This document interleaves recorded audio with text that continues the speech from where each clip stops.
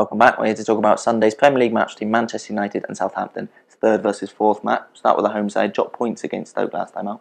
Yeah, disappointing. I think when you go to Stoke, the one thing you don't want to do is you don't want to concede early, and you need to be tight from set pieces. And same old story. I mean, United have been vulnerable from set pieces this season. And to be fair, defensively, they've conceded too many goals. I think they've only conceded one more than City and Chelsea, which is the back problems they've had at the back. But like I said, the last thing you want to do, you go to Stoke, you stay tight.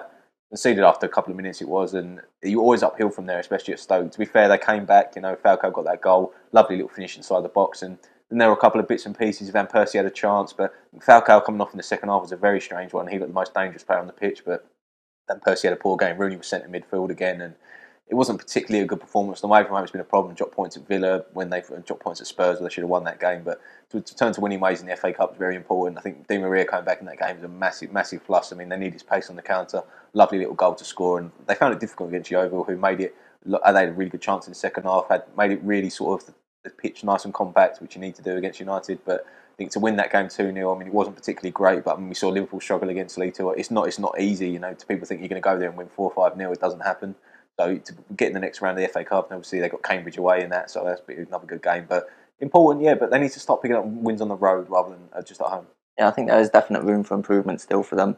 Especially recently, they've drawn 3 of their last 4 games, but the crucial thing for them is they're not losing games. They're doing very well to avoid losing them. They're unbeaten in 11 now in all competitions, and they've only lost 1 of their last 16, I think, and that was to Manchester City in the derby. So they're in really good form, and they've firmly established themselves as front runners for those 2 top 4 spaces, which we think are up for grabs. They're only 1 point above Southampton now, 3 points above Tottenham though, so they need to keep up that form if they are to stay in the top 4, because a bit of a slump could see them easily drop out of that. So it's important that they keep it up. The signs are good for them so far, I think, especially with players coming back from injury. Like I say, yeah, I mean, it's such an important game, this one, but the injury crisis has been a problem all season. I think defensively more than anything now, in Valencia and Young started to become the 2 wing backs, especially Young was playing very well. Both got injured. Then Shaw and Raphael came in for the Yeovil game. Both got injured. Raphael, I think, broke his cheekbone, fractured his cheekbone, and Shaw picked up another injury, which he seems to be doing a lot this season, and sort of left. I mean, the people in the team like Blackett went to left back. I think Blackett's a decent player, but McNair worries me every time I see him.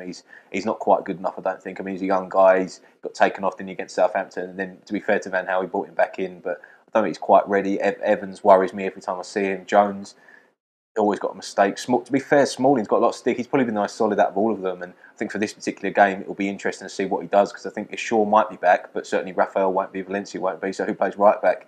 Is it going to be?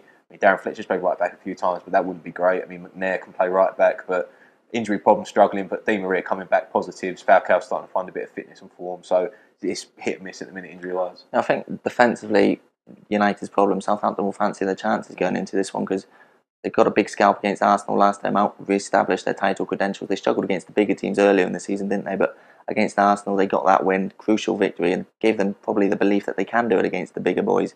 They kept in the top 4 for that one. They would overtake Manchester United with a win in this one, so that would be an important one for them to have got that mental gap out of the way against Arsenal.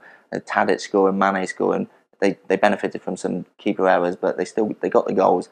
Against Ipswich in midweek in the FA Cup, that would have been a disappointing one. Koeman came out after the match and said he was very disappointed with the result, because they should have won that match, and now it's another fixture for them in a crowded fixture list already around this time of the year. So that would be a disappointment. They look to bounce back from that, but in terms of Premier League, they've certainly hit form again. I think you mentioned, I think that's a good point about the Arsenal game, wasn't it, when they lost at Arsenal, because they didn't really deserve to lose at Arsenal when they played at the Emirates, but when they beat them last time out, I think they sent out a good sign that, I mean, it was quite, Arsenal had chances, but it was quite comfortable in terms of playing Arsenal and how you can win at home. And I think a lot of people, I mean, what, we're 20 games into the season now, and you keep saying Southampton are going to fall away, they're going to fall away, but they had a bad run, they've responded, but their away form has not been too good. I think they've only won 1 of the last 5, so they need to be a little bit careful with away. But they go into this game, and if they pick up a point, it's another step in the right direction. Got Tottenham breathing down the necks. Arsenal, obviously, Liverpool will be hoping to make a late challenge, so it's certainly looking good at the top now.